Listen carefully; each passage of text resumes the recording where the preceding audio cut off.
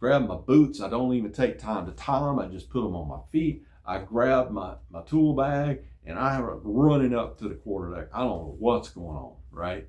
I get up to the quarterdeck, people running around all over the place. It's just chaos, right? And and guess who I see? The first person I see. Hey folks, SC Closer here. Friends call me Vic, and this is another episode of Vic's Sea Stories and Tall Tales. You see me smiling. This is a good one. This is another Ensign Mulligan story. This is the infamous Ensign Mulligan story. This is my best Ensign Mulligan story because this story is hard to believe, but it really happened, okay? This is the story to top all Ensign Mulligan stories. He was probably even a JG at this point, okay? But it's still an Ensign Mulligan story, all right? I'm just gonna get into it.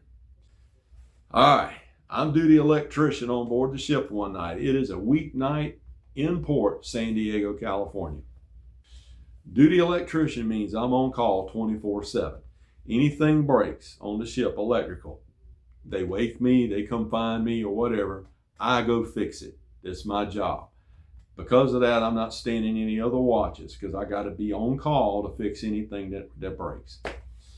So that night, everything was going about normal. I'd done some maintenance and done some stuff in the shop. The other guys were on watch or whatever they were doing. And I hit my rack and I went to sleep. Shortly after midnight, I'm awakened by ding, ding, bells ringing. Flooding, flooding, flooding. Starboard side, motor well boat.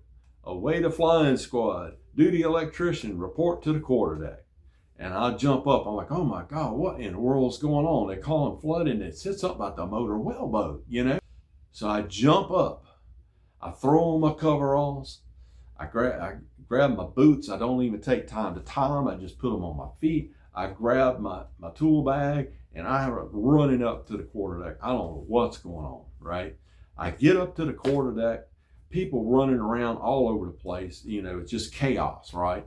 And and guess who I see? The first person I see, no, it's not Ensign Mulligan. The first person I see is Terry. Remember Terry? He's always around when these things happen. Okay, he's a part of every story.